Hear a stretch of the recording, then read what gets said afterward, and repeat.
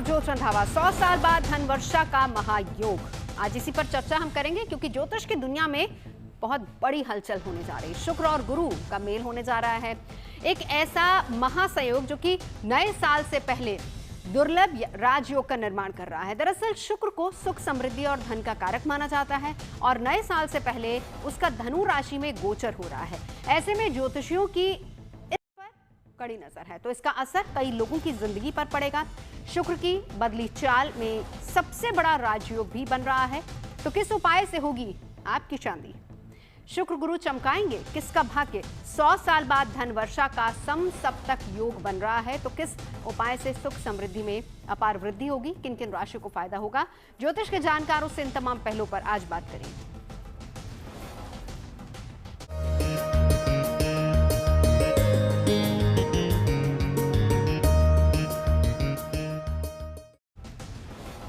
तो 100 साल बाद धनवर्षा का महायोग नजर आने वाला है। दरअसल ये बताते चले आपको कि शुक्र का राशि परिवर्तन हो रहा है।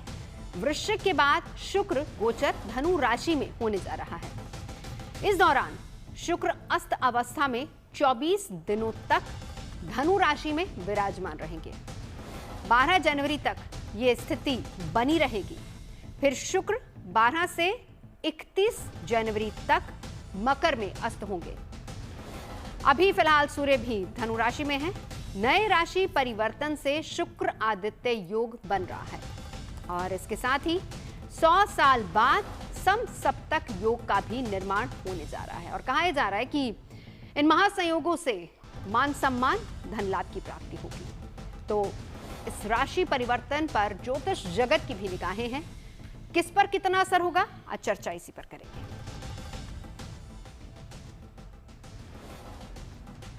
तो चलिए, खास मेहमान हमारे साथ जुड़ चुके हैं। मेरे साथ इस वक्त स्टूडियो में श्रुति खरबंदा जी मौजूद हैं, साथ ही साथ डॉक्टर सुमित्रा अग्रवाल भी हमारे साथ जुड़ चुकी हैं।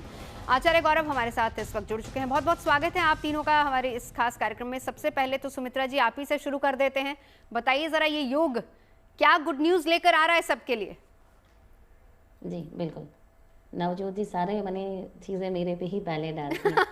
आप सबको एक बात बताऊं, जब हम योगों की बात करते हैं बहुत एक बार में बहुत ज्यादा खुश हो जाते हैं। सबसे इम्पोर्टेंट क्या होता है कि एक योग किसको रिजल्ट देगा, किसको नहीं देगा, वो भी समझने की बात है। कि हम सोचते हैं इतने अच्छे अच्छे योग आए, इतनी धन वर्षा हुई, पर हमारे घर में तो नहीं हुई। तो जैसे मान लीजिए कि आपके पास अगर बीज है और जब आप उसमें पानी डालते हैं तो उसमें से पौधा निकल के आता है, तो ये बीज है आपकी जन्म पत्रिका। अगर आपकी जन्म पत्रिका में गुरु शक्तिशाली है, शुक्र शक्तिशाली है, इनके पोजीशन शक्तिशाली है, किसी पाप ग्रह से ये पीड़ित नहीं है, तब ये ट्रांजिट आपको ये सारे फायदे दे सकती है। पर अगर आप देख रहे हैं कि गुरु और शुक्र की पोजीशन आपकी पत्रिका में अच्छी नहीं है, तो भी उपायों से हमें लाभ जरूर मिल सकता है। क्योंकि जन्म पत्रिका, कर्म और परिस्थिति, ये तीनों ही मिलकर ये निर्भर करते हैं कि हमें उसका फायदा होगा या नहीं होगा। एक अगर बोलें कि परंपरागत अगर बोला जाए तो आप देखिएगा फोटो जब हम देखते हैं लक्ष्मी जी और विष्णु जी एक साथ हैं, तो लक्ष्मी जी का कहीं ना कहीं संबंध शुक्र से माना गया है और विष्णु भगवान का कहीं ना कहीं संबंध सूर्य से माना गया। तो शुक्र क्या है, वो धन, रिश्तों में प्रेम के लिए बहुत इंपॉर्टेंट है, और सूर्य जो है वो धर्म और ईमानदारी और सिद्धांत के लिए इंपॉर्टेंट है।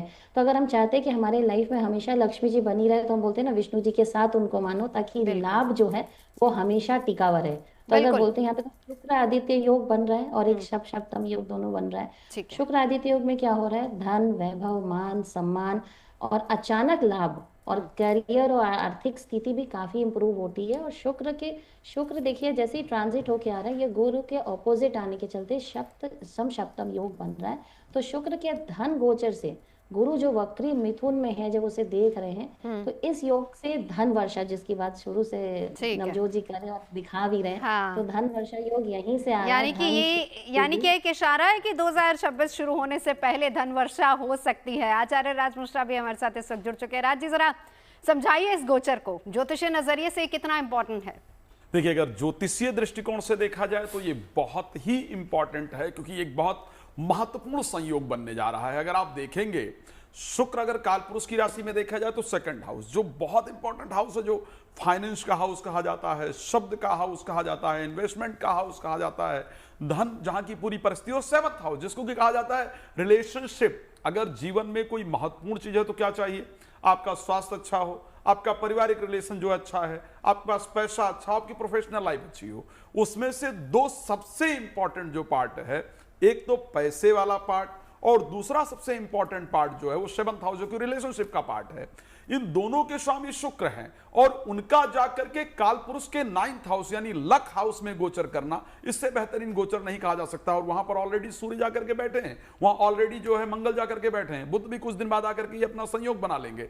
अगर देखा जाए तो शुक्र क्योंकि वहां पर जाकर के गोचर करेंगे, फिल्म इंडस्ट्री देखा जाए, मीडिया इंडस्ट्री देखा जाए, ज्वेलरी देखा जाए, वाहन देखा जाए, इवन मैं ये कह सकता हूं कि इस संसार का जितना मटेरियलिस्टिक हैप्पीनेस है, सांसारिक सुख जितना है, वो सब कुछ शुक्र के हाथ में है। तो शुक्र का जब परिवर्तन अभी तक 8th हाउस में कालपुरुष के गोचर कर रहे थे, वृश्चिक राशि के अंतर्गत गोचर कर रहे थे, मंगल की राशि में गोचर कर रहे थे, जहां पर उनकी परिस्थिति इतनी बेहतर नहीं कही जा सकती है, लेकिन जब वो 9th हाउस के अंतर्गत पहुंचेंगे तो निश्चित रूप से एक बड़ा परिवर्तन आएंगे। जब शुक्र के बारे में कहा जाता है तो आप सभी लोग जानते हैं कि शुक्राचार्य वो ऋषि हैं, शुक्राचार्य वो गुरु हैं, जहां देवता अमरत्व को प्राप्त कर चुके थे, जहां पर वो अमर थे, लेकिन फिर भी अमर होने के बाद भी उन्होंने अपने शिष्य राजा बलि को इतना पावरफुल बना दिया कि उन्होंने देवताओं पर विजय प्राप्त कर लिया।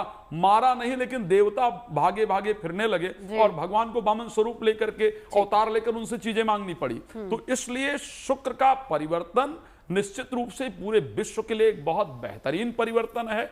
और अगर संसार में कोई कामना है, सांसारिक चीजों की कामना है, वो प्राप्त करना है, तो शुक्र उसके लिए इंपॉर्टेंट। चलिए आचार्य गौरव, देखिए सूर्य भी साथ है, शुक्र भी साथ है, दोनों धनु राशि में है।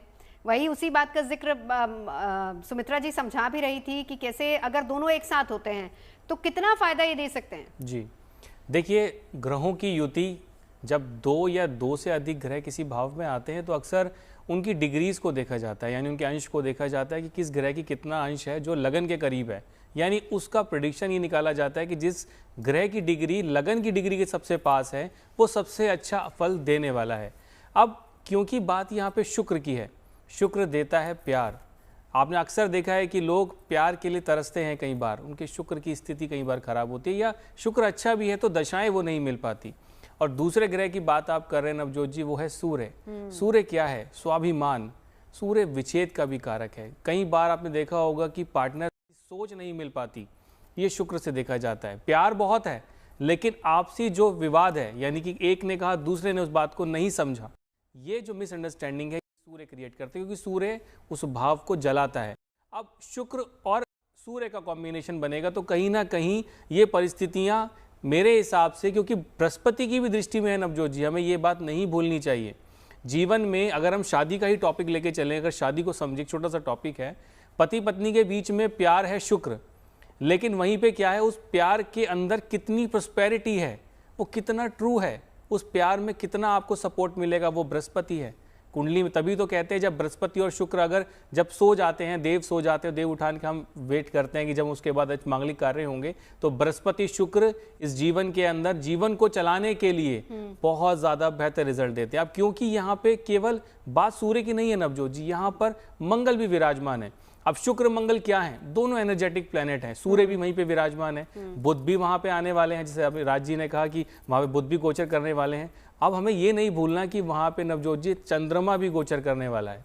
चंद्रमा 2.25 दिन एक राशि में रहते हैं, तो धीरे धीरे जो ये प्रेडिक्शन है मेरे हिसाब से बृहस्पति के पावर में आना, जैसे ही बृहस्पति 180 डिग्री से अपनी धनु राशि को देख रहे हैं, मिथुन राशि में विराजमान है, वक्र अवस्था में है, बहुत प्रभावशाली है, तो ये कॉम्बिनेशन मेरे हिसाब से बहुत ज्यादा शुभ होने वाला है, बहुत अच्छे लेवल पे चीजों को लेके जाने वाला है। यानी कि 2026 जो है, जब हम सबको हैप्पी न्यू ईयर बोलेंगे तो उससे पहले एक गुड न्यूज सबके लिए आने वाली। क्यों श्रुति जी? बिल्कुल सही बात कह रही हैं आप नवजोत जी, आपका बहुत बहुत शुक्रिया। फिलहाल हम शुक्रिया कहते हुए शुक्र पर ही बात कर रहे हैं और शुक्र वही ग्रह है जो हमें शुक्रिया करना वाकई में सिखाता है, क्योंकि नीर चीर विवेक और सही और गलत में चयन करने की शक्ति अगर हमें कोई देता है, और वो कहते हैं ना कि सेंसिबिलिटी अगर कोई देता है, तो वो शुक्र ही वो ग्रह है जो हमें वो प्रदान करता है।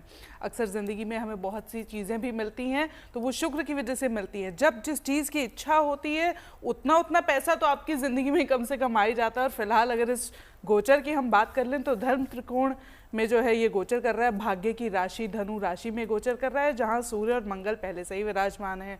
तो आप देखें जिनका लग्न या जिनकी राशि धनु है उनके व्यक्तित्व में तो certainly it's going to be very charismatic and attractive.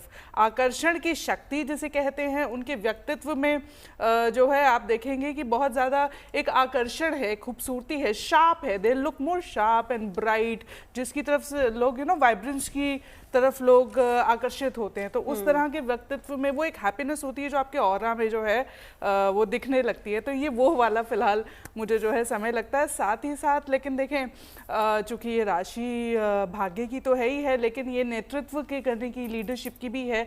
कहीं ना कहीं जो मैं देखूं धर्म त्रिकोण स्थान जितनी भी 159 जो भाग्य की राशियां होती हैं या नेता गवर्नमेंट वगैरह की राशियां होती हैं, थोड़ा सा युवा वर्ग में आक्रोश भी रह सकता है, गुस्सा भी रह सकता है, क्योंकि मंगल और सूर्य दोनों या अग्नि की राशि है, वहां पहले से मौजूद है। तो आप इसको चैनलाइज कर रहे हैं तो जिम जाइए, फिट होने का ये सबसे अच्छा समय है, ये वही गोचर है। बिल्कुल, वैसे भी विंटर्स में जल्दी वेट लॉस होता है, जाना चाहिए।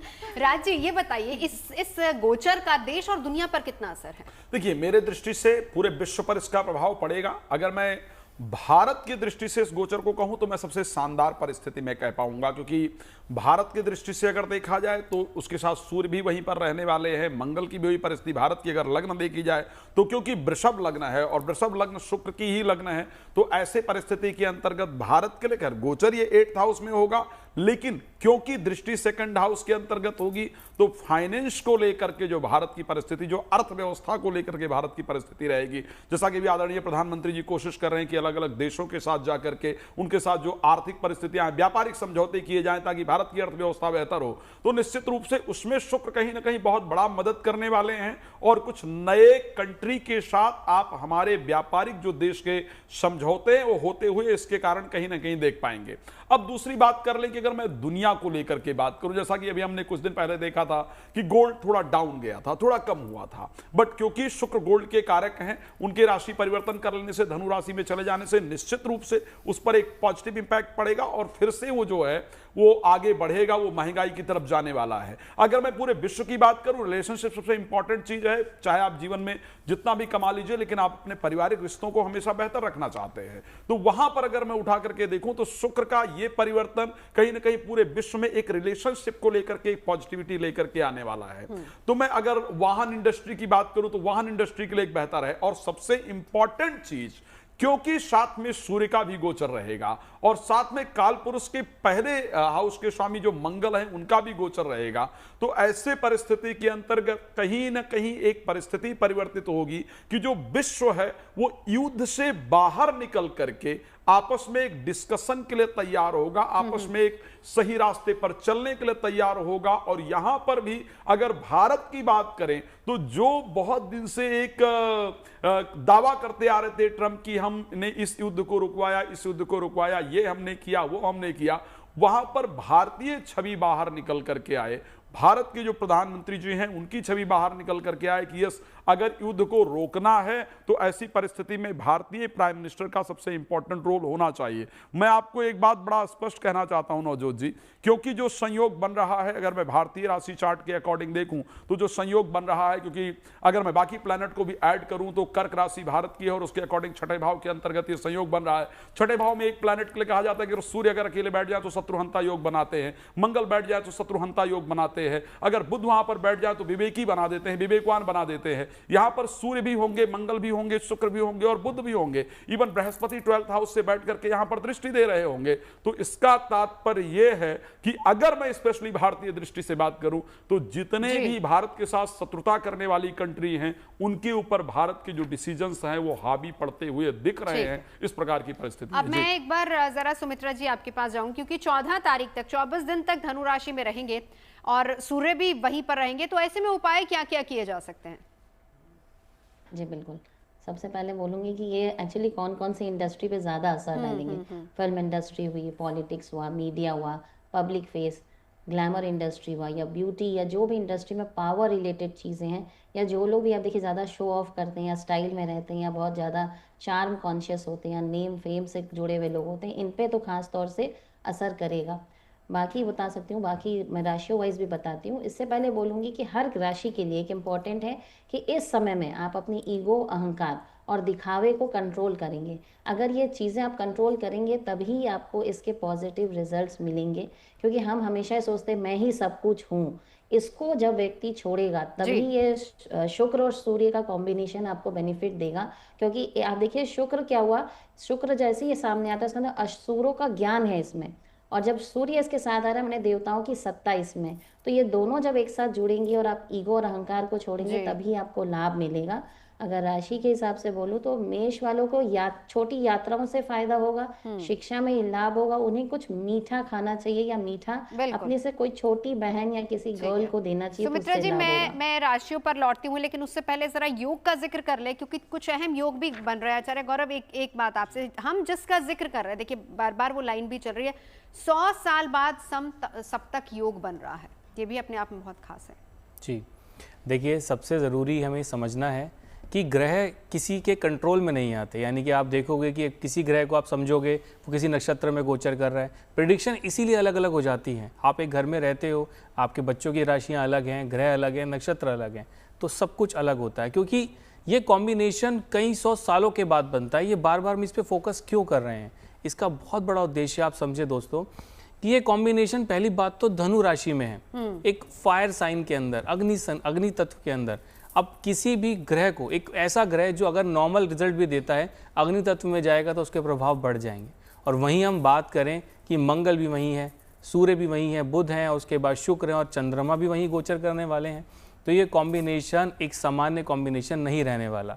और बृहस्पति की दृष्टि में आने से क्या है, ये सभी ग्रह शुभता की तरफ बढ़ रहे हैं, एक बहुत फायरी साइन के अंदर शुभता की तरफ बढ़ते जा रहे हैं। यानी कि लक्ष्मी जी का वास, आप देखोगे कि आपके पास जैसे धन संपदा की कमी चल रही थी, कोई रिलेशनशिप खराब चल रहा था, करियर में प्रोग्रेस नहीं मिल पा रही थी, बार बार आपको दिक्कतें आ रही थी, आप किसी भी फील्ड से हो सकते हो।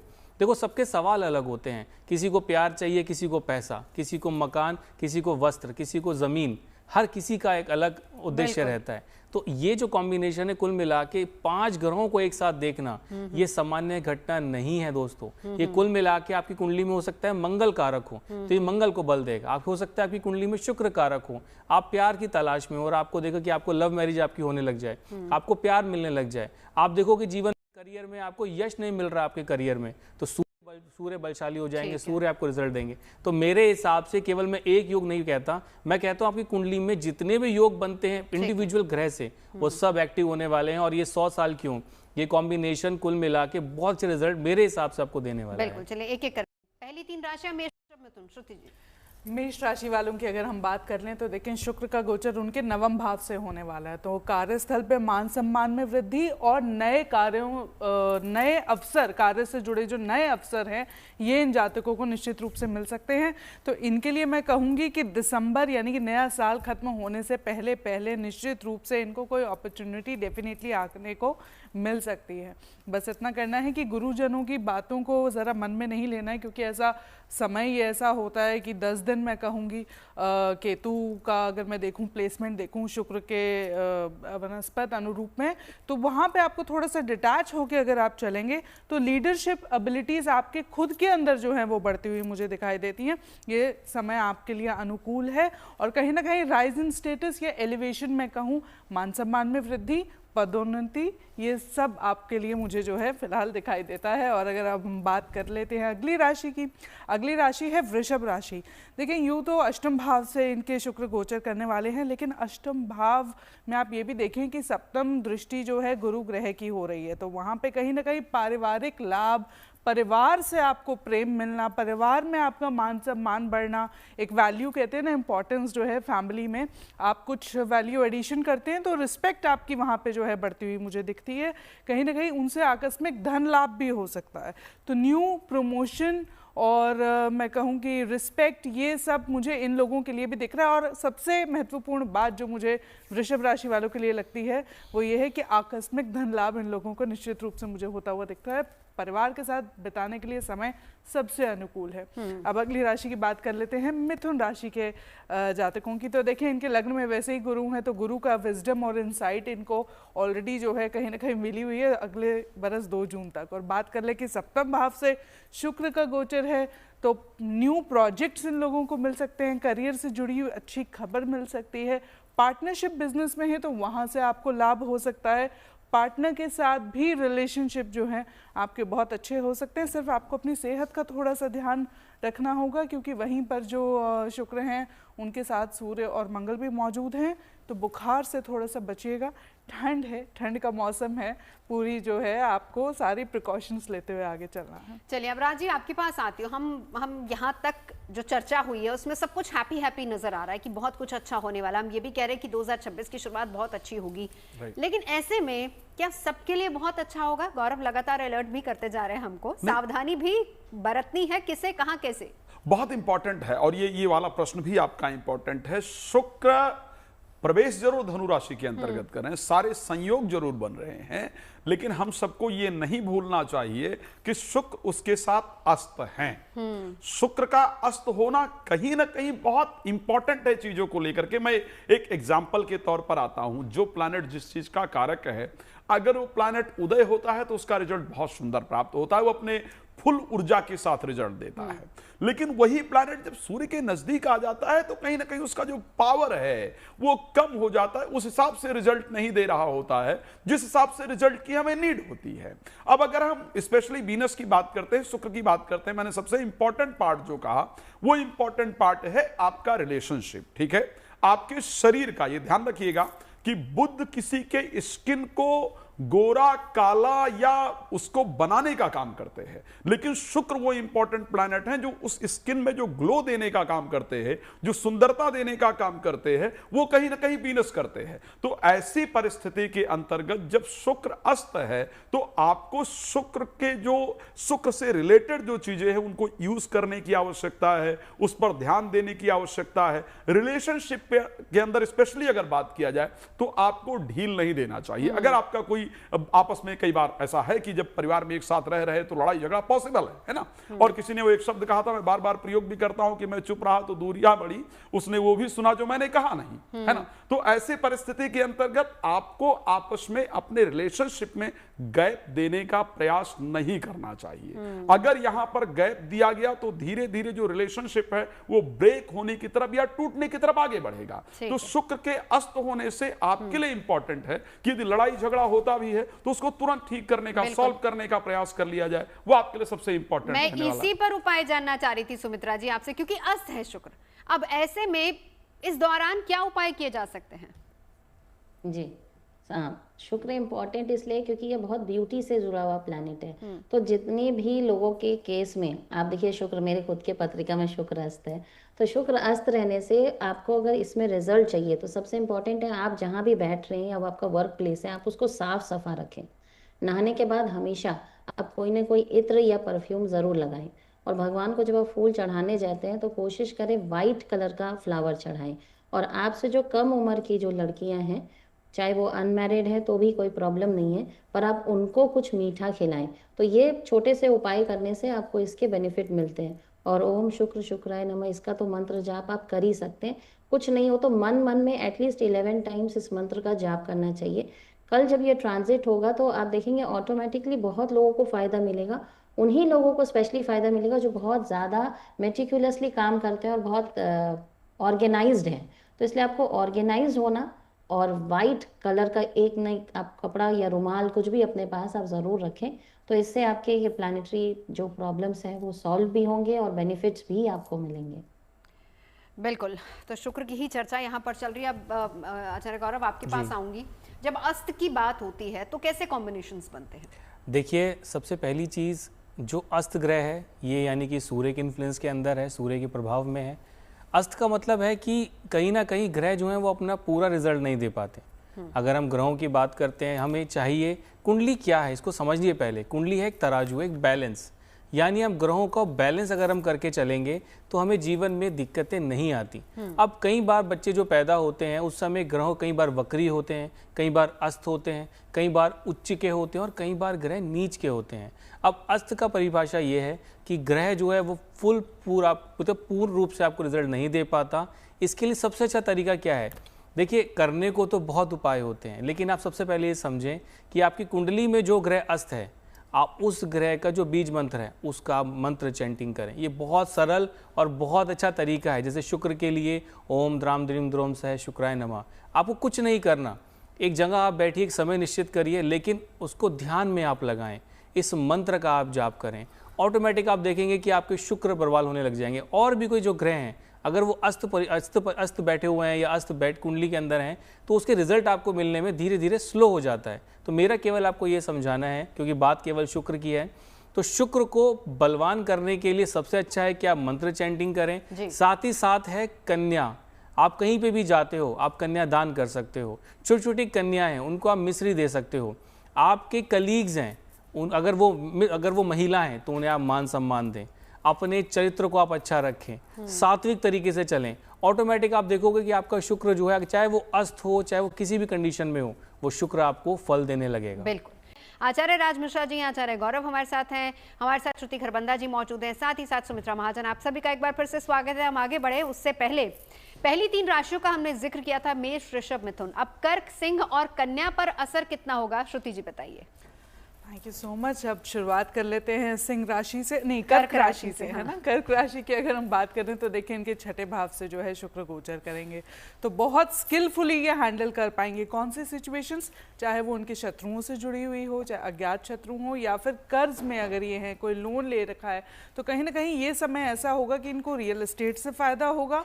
और कर्ज ये जो है अगले 10 दिन में कोई ऐसा महत्वपूर्ण फैसला लेते हुए मुझे दिखते हैं जिससे उनको ये मुक्ति जो है मिल सकती है। तो साल 2025 खत्म होते होते आप कर्ज से निजात पा जाएंगे। इस तरह के जो शुभ संयोग है वो कर्क राशि वालों के लिए निश्चित रूप से लगते हैं। अब बात कर ले सिंह राशि वालों की, तो देखें इनके तो पंचम भाव में वो गोचर करने वाले हैं, तो इनको कहीं ना कहीं रिलेशनशिप से, प्रशासनिक जो लोग होते हैं या उस फील्ड में जो गवर्नेंस से जुड़ी हुई चीज़ें होती है, वहाँ से उनको जो है लाभ की योग होते हैं, लाभ की प्राप्ति हो सकती है।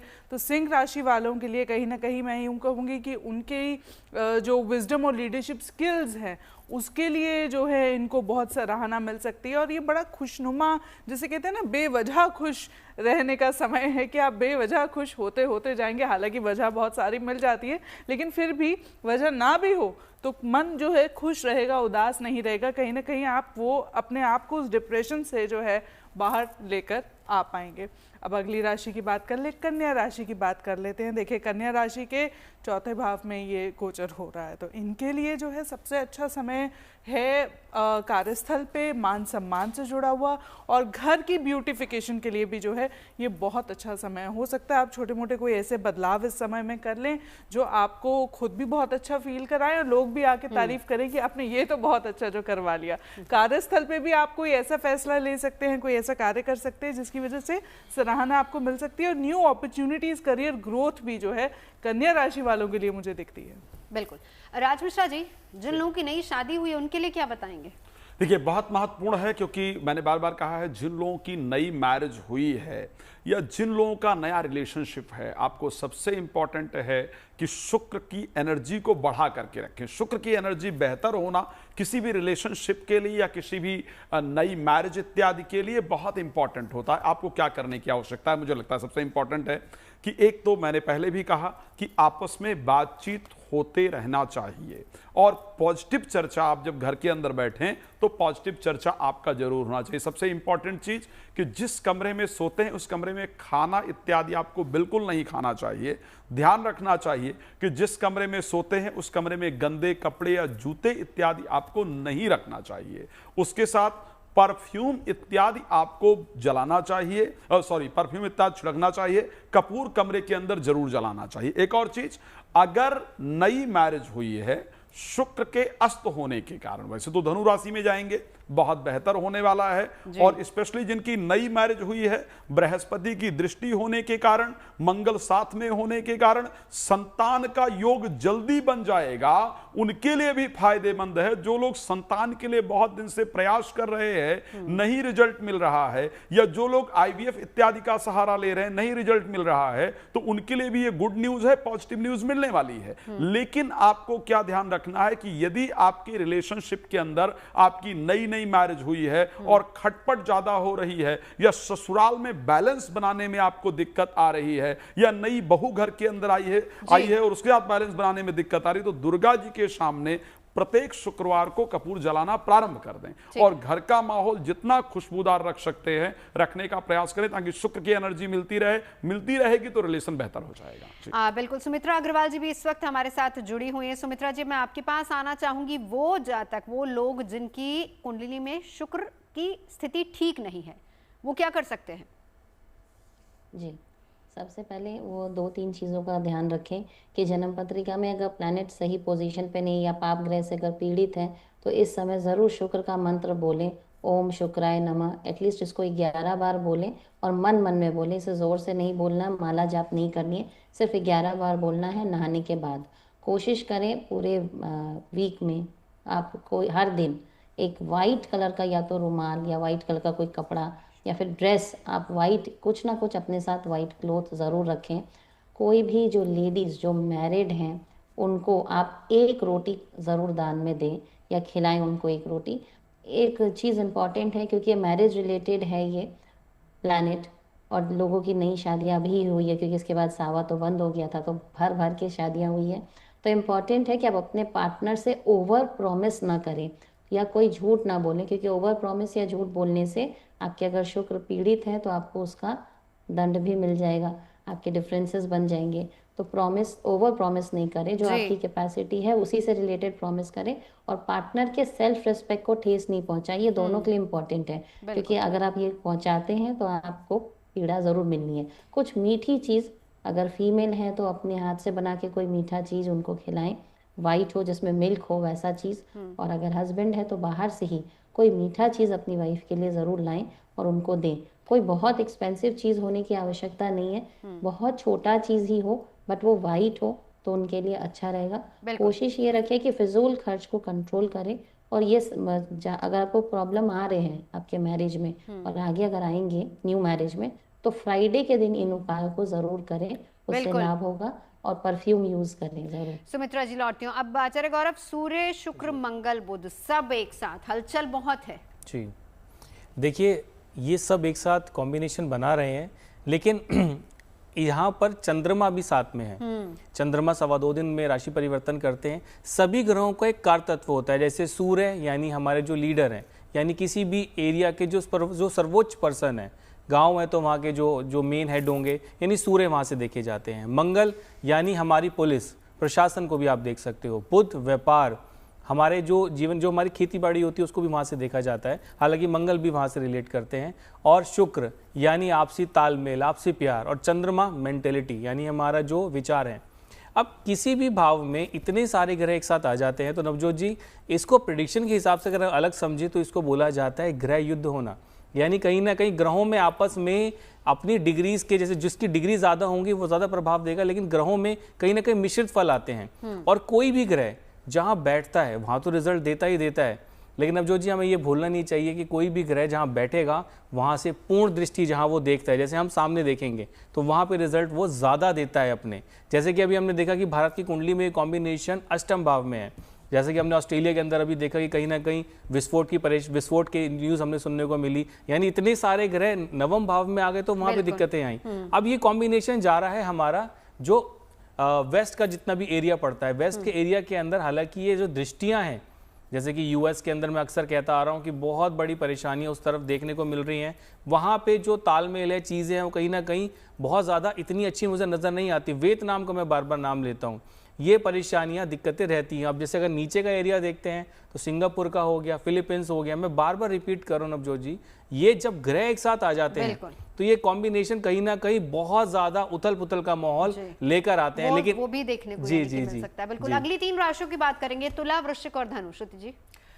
तुला राशि के जातकों की अगर बात कर लें तो देखें इनके जो है तृतीय भाव से, पराक्रम के भाव से ये गोचर होने वाला है, तो इनके ट्रैवल्स बहुत बढ़ने वाले हैं। और मीडिया, फैशन, डिज़ाइनिंग, इंटरनेट, इनसे जो जुड़े हुए लोग हैं उनको एक अच्छा करियर ब्रेक मिल सकता है। कहीं ना कहीं इनकी पहचान जो है वो मजबूत हो सकती है। न्यू कॉन्ट्रैक्ट्स, कानून से भी अगर कुछ लोग जुड़े हुए हैं तो उनके लिए ये बहुत अच्छा समय है। खास तौर से 10 दिन में होने वाली या अगले 10 दिन बाद होने वाली यात्राओं से इनको जो है वो बहुत लाभ और बहुत रिफ्रेशिंग इनके लिए हो सकता है, कहीं ना कहीं रिजुविनेशन की राशि है। तो एक वो जो वाइटैलिटी आप मिस कर रहे थे, वो जो फ्रेशनेस मिस कर रहे थे, वो आपको ज़रूर मिलती हुई मुझे इस समय में जो है दिखाई देती है। और अगर आप बात कर ले अगली राशि की, जो वृश्चिक राशि है, तो देखिए वृश्चिक राशि के दूसरे भाव से यह गोचर होने वाला है। तो गुप्त कार्यों से जुड़ा हुआ, रिसर्च से जुड़ा हुआ, साइबर रिसर्च से जुड़ा हुआ कोई भी आप कार्य करते हैं तो उसमें आपको कामयाबी मिल सकती है, आकस्मिक धन लाभ भी हो सकता है, परिवार से जो है वो आपको काफ़ी फ़ायदा हो सकता है। वाणी पे अगले 10 दिन मैं कहूँ थोड़ा संयम रखिएगा, क्योंकि ये ऐसा समय है, शीर्ष नेतृत्व से जो लोग जुड़े हुए हैं, लीडरशिप से जो जुड़े हुए हैं, उनके मुंह से कहीं ना कोई ऐसी बात निकल सकती है जो लोगों को हो सकता है बहुत ज़्यादा अच्छी ना लगे, नागवार गुजरे। वो कोई भी हो सकता है, चाहे वो रिलीजियस लीडर हो, पॉलिटिकल लीडर हो, जो भी लीडरशिप पोजीशन पे है, वहाँ पे थोड़ा सा मुझे लगता है आपको देख संभल के बोलने की ज़रूरत रहेगी। अब अगर आगे बात कर लें अगली राशि की, जो कि धनु राशि है, तो मुझे पर्सनली ना मैं बहुत खुश होती हूँ, क्योंकि हम कहते हैं कि वेल्थ जितनी इंपॉर्टेंट है, हेल्थ उतनी ज़्यादा इम्पॉर्टेंट है। तो धनु राशि के जातकों के लिए ये मुझे बहुत अच्छा समय लगता है कि वो वाइटैलिटी इनको फिर से मिल सकती है, वो हैप्पीनेस मिल सकती है, ज़्यादा काम कर पाएंगे, ज़्यादा कार्य कर पाएंगे। जो एकेडमिक से जुड़े हुए हैं, कंसल्टिंग से जुड़े हुए हैं, उनको न्यू अपॉर्चुनिटीज़ मिल सकती है, कार्यस्थल पर मान सम्मान, पदोन्नति हो सकती है। कोई ना कोई इस समय में, एक महीने में कोई ऐसी भूमि इनके लिए जो है वो बन सकती है जो आने वाले समय में जो है इनको राइज इन स्टेटस, जो एलिवेशन जो बहुत दिनों से इनके मन में था या प्रमोशन था, वो इनको दिला दे।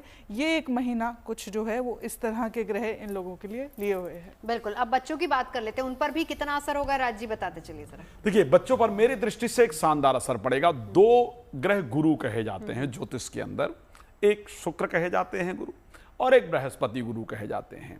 जब दोनों गुरु और उसके साथ पंचम भाव काल पुरुष का जो है वो एजुकेशन का हाउस है, उसको बच्चों का हाउस कहा जाता है। तो जब दोनों गुरु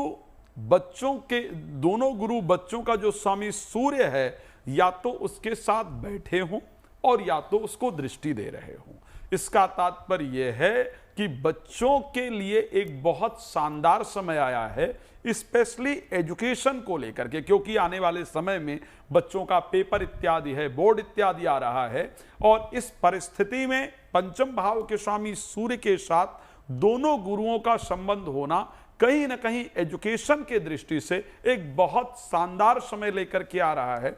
मैं ये निश्चित रूप से कह सकता हूं कि आने वाला जो समय होगा, जब एग्जाम इत्यादि जो होंगे, उनमें इस बार पिछले बार की अपेक्षा बच्चों की जो परिस्थिति है वो अच्छी रहेगी। हर बार ऐसा रहता है कि बच्चे अपनी मेहनत अच्छी करते हैं और रिजल्ट प्राप्त करते हैं, लेकिन इस बार कम मेहनत पर ज़्यादा अच्छे रिजल्ट प्राप्त कर पाएं, इस प्रकार की परिस्थिति है। मैं मेहनत कम करने की बात नहीं करूंगा, मेहनत पूरा करना चाहिए। और एक सबसे इंपॉर्टेंट चीज जो बच्चों के लिए रहेगी इस समय पर, क्योंकि बृहस्पति जो है वो किताब के कारक हैं, आपको फोन इत्यादि छोड़ करके किताब को ज्यादा देखने की आवश्यकता है। जितना आप एक पुस्तक से रीड करने की कोशिश करेंगे, उतना आपका ब्रेन ज्यादा शार्प होगा, बृहस्पति का संपर्क ज्यादा बढ़ेगा और आप उसको जाकर के अच्छी तरीके से कर पाएंगे, आपका रिजल्ट अच्छा होगा। बट बच्चों के लिए मैं इसको बहुत शुभ देख रहा हूं। चलिए जल्दी से आखिरी 3 राशियों की बात कर लेते हैं, श्रुति जी। हाँ, देखिए, अगर हम मकर राशि की हम बात कर लें तो इनके 12वें भाव से गोचर कर रहे हैं, तो कहीं ना कहीं इनकी जिम्मेदारियां बढ़ेंगी, इनको धैर्य रखने की ज़रूरत निश्चित रूप से पड़ेगी। क्यों? क्योंकि देखिए 12वां भाव ना कहीं आराम का और सुख का ऐसा भाव होता है जो आपको कहीं शैया सुख, वैसे हमारे ज्योतिष में इसको कहा जाता है कि प्लेजर्स का है। तो आप बहुत ज़्यादा काम करना नहीं चाहते, तो इस टाइम हो सकता है अब फॉरेन विजिट से बहुत लोगों को जो है फ़ायदा हो सकता है, लेकिन बहुत ज़्यादा काम करने का मन ना करे, आराम करने का जो है वो मन करे, ये हो सकता है। तो स्टूडेंट्स के लिए लेकिन इस समय बहुत जिम्मेदारी की बात है। मुझे लगता है उनको पढ़ने और मेहनत करने के लिए, फोकस करने के लिए वो ज़्यादा ज़रूरत पड़ेगी, धैर्य थोड़ा सा रखना पड़ेगा। इंफ्रास्ट्रक्चर, रियल इस्टेट से जो लोग जुड़े हुए हैं उनके लिए भी ये अच्छा समय है। देखिए, अच्छा समय मैं इस रूप से कहती हूँ कि अगर कोई रखी हुई प्रॉपर्टी थी, जो बनी हुई बिल्डिंग थी, वो नहीं बिक रही थी, तो वो बिक सकती है, वो जा सकती है। तो इस तरह के योग जो है मकर राशि वालों के लिए वो बने हुए हैं कि ऑलरेडी मेड प्रॉपर्टी इनके लिए निकलती हुई आगे जाती हुई मुझे दिखती है। अब बात कर लें देखिए कुंभ राशि वालों की, तो कुंभ राशि के तो देखिए 11वें भाव में ये गोचर हो रहा है, तो लिक्विड कैश गेन्स कहीं ना कहीं इनको बहुत अच्छे हो सकते हैं। और ख़ास तौर से जो टेक्नोलॉजी से जुड़े हुए हैं, IT कंसल्टेंसी से जुड़े हुए हैं, उन लोगों को यहाँ पे लाभ होता हुआ मुझे दिख रहा है। संतान से सुख का प्राप्त मुझे होते हुए दिख रहा है। बस आपको जो अपनी ज़बान है या यूँ कहूँ वाणी है, उस पर थोड़ा सा अगर आप ध्यान देकर चलेंगे तो ये आपको निश्चित रूप से संतान सुख का जो कहते हैं ना, बिल्कुल सुख, क्योंकि आपके पास है तो आप बच्चों के साथ घूमने जा रहे हैं या बच्चे अपने करियर में अच्छा कर रहे हैं, कोई ना कोई कारण जिसकी वजह जो है बच्चे बन सकते हैं, सरकारी या प्रशासनिक कार्य बन सकते हैं, वहाँ से जो है आपको खुशी मिलती हुई मुझे दिखाई देती है। अब अगर आखिरी राशि की अगर हम यहाँ पर बात कर लें मीन राशि की, तो देखिए मीन राशि वालों के 10वें भाव से ये गोचर होने वाला है, तो कार्यस्थल पे निश्चित रूप से इनको मान सम्मान की प्राप्ति हो सकती है। इनकी जो विजडम है या जो डिसीजन मेकिंग एबिलिटीज़ हैं उसको लेके जो है इनको बहुत प्रेज मिल सकता है अपने कार्यस्थल पे। न्यू अपॉर्चुनिटीज़ इनके लिए आ सकती हैं, लेकिन थोड़ा सा वाद विवाद से बचिएगा, गुस्सा होने से बचिएगा, या आपकी इमेज जो है it will come across like you are an aggressive person, तो वो अगर आप देख के चलें तो ये समय बिल्कुल आपका समय है कि आप ही के लिए प्रमोशन या एलिवेशन इस तरह की चीजें अगले 1 महीने में हो सकती है। बिल्कुल सुमित्रा जी, आपके पास आऊंगी। चलिए, तमाम राशियों की बात तो हमने कर ली, शुरुआत में आपने भी बताया था कौन कौन सी ऐसी राशियां हैं जिनके लिए बहुत अच्छा रहने वाला है, लेकिन वो ऐसी राशियां भी बताते चलिए साथ ही साथ जिनको थोड़ा सा अलर्ट रहने की जरूरत है और उन्हें करना क्या है। जी बिल्कुल, अगर मान लीजिए जो वृष राशि की अगर बात हो, तो वृष राशि में एक और क्या चीज़ है, काफ़ी जिनके इमोशनली जो ट्रॉमास थे पहले, पर वो इमोशनल ट्रॉमा हील होने का ही अच्छा समय है। इंटीमेसी भी बढ़ेगी इनके लिए, इन्वेस्टमेंट भी बढ़ेगा, पार्टनरशिप एक्टिविटी भी बढ़ेगी, और ये चाहे तो फ्राइडे को एक सुगंधित अगरबत्ती अगर ये लक्ष्मी जी को चढ़ाते हैं तो उससे उनको विशेष लाभ होगा। अगर बात करती हूँ मिथुन राशि की, तो आप देखिएगा जिनको ज़्यादा फायदा भी हो रहा है ना, आप नोटिस करिएगा, जैसे आकर्षण तो उनका बढ़ रहा है, उनके घूमने फिरने का मन भी बढ़ेगा, पर उनके लिए गलत फहमियाँ भी बढ़ेगी। तो उनके लिए इंपॉर्टेंट है कि अपने स्पाउस को कोई छोटा सा गिफ्ट दें या कुछ मीठा दें, और ओम शुक्राय नमः का जाप करें। कर्क राशि के लिए वर्क प्लेस में उनके आकर्षण बढ़ेंगे, उनके जो सहयोगी व्यक्ति हैं वो उनको कुछ फायदा देगा, तो शुक्रवार को कोई सफ़ेद फूल भगवान को ज़रूर चढ़ाएं। सिंह राशि के लिए क्या है, उनके जो ओल्ड रिलेशनशिप्स हैं जो पहले टूट चुके हैं वो वापस रिजुविनेट हो सकते हैं और नए रिलेशनशिप वापस स्टार्ट हो सकते हैं। तो शुक्रवार को गुलाबी रंग का या सफ़ेद कलर का कपड़ा पहनकर और चंदन का तेल लगाकर या कहीं पे भी अपने बॉडी में चंदन का इस्तेमाल ज़रूर करें। तुला राशि वाले के लिए छोटी यात्राएं काफ़ी सफलता देंगी, सोशल मीडिया में उनकी एक्टिविटी बढ़ेगी, झूठ ना बोलें, ओवर प्रॉमिस ना करें। वृश्चिक राशि वाले, उनके कमाई के काफ़ी सारे मौके बढ़ेंगे, खर्चे भी बढ़ेंगे। पार्टनर के साथ उनका सेल्फ रिस्पेक्ट ज़रूर मेंटेन रखें, वरना डिस्टर्बेंस हो सकती है रिलेशनशिप में। धनु राशि वाले लोग आपको ज़्यादा नोटिस करेंगे और रिलेशनशिप में आपको मेहनत करने की आवश्यकता आप ही को पड़ेगी, इसलिए नहाने के बाद ज़रूर परफ्यूम लगाएं। मकर राशि वाले, उनके कोई जो सीक्रेट रिलेशनशिप है या विदेशों में कोई अगर उनका कारोबार है तो वो बढ़ेगा। फिजूल खर्चा बिल्कुल ना करें और फ्राइडे को 1 रोटी किसी को भी दान जरूर दें। ओम नमः शिवाय का जाप करें। कुंभ राशि वालों की बात करूं तो फ्रेंड और सोशल नेटवर्किंग, जितने भी नेटवर्किंग प्लेटफॉर्म है उनके उसमें उनके प्रेजेंस बढ़ेंगे। कोई ब्लू पेस्टल कलर का कपड़ा इस दिन ज़रूर पहने। और मीन राशि वालों के लिए उनके बॉस या कोई इन्फ्लुएंशियल व्यक्ति उन्हें कुछ लाभ देगा। उनके लिए इंपॉर्टेंट है कि अपने वर्क प्लेस में या घर में बहुत ज़्यादा साफ सफाई मेंटेन करें। जितना वो मेंटेन करेंगे उतना ही उन्हें मीन राशि वालों को फ़ायदा मिलेगा। बिल्कुल। अब इसी ग्रह गोचर के बीच एक संक्षेप में 10 सेकंड का जवाब नए साल का वेलकम करना है राज जी।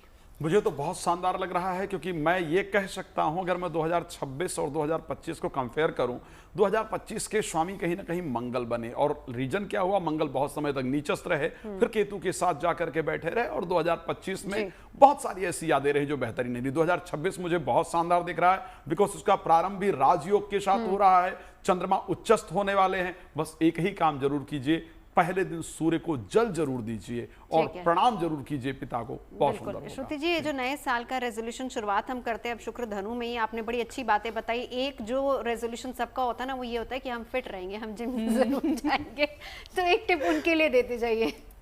देखिए, मुझे ऐसा लगता है ये साल अपने आप में ही हेल्थ को सपोर्ट करने वाला साल है, क्योंकि सूर्य जो है वो हेल्थ का स्वामी है, आपका बेसिक कोर कॉन्स्टिट्यूशन का। और जब चंद्रमा उच्चस्थ होते हैं ना, मतलब उच्च के होते हैं, तो मन मजबूत रहता है। तो गॉड ब्लेसिंग इज दिस कि आपका मन बहुत मजबूत रहेगा, विल पावर स्ट्रांग रहेगी। और अगर टिप की मैं बात करूं तो चंद्रमा को सोमवार के दिन जो है वो जल जरूर अर्पित करिएगा, शिवोपासना करिएगा। चलते चलते सबसे अच्छा तरीका है, जैसे कि मेरे साथियों ने बताया कि आप उपाय ये कर सकते हैं। मंत्र चैंटिंग दोस्तों नहीं छोड़नी है आपको। आप मंत्र चैंटिंग, जो भी आपकी राशि के स्वामी है उसके मंत्र चैंटिंग, जो भी बीज मंत्र है उसका उच्चारण आप जरूर करें। साथ ही साथ इसको और बेहतर बनाने के लिए खीर बना के ये कौवों को आप दें। ये साल की शुरुआत के लिए आपके पूर्वजों के लिए, क्योंकि पूर्वजों का आशीर्वाद होना बहुत जरूरी है, तो इस चीज का आपको ध्यान। चलिए, बहुत बहुत शुक्रिया तमाम खास मेहमानों का हमारे साथ जुड़ने के लिए।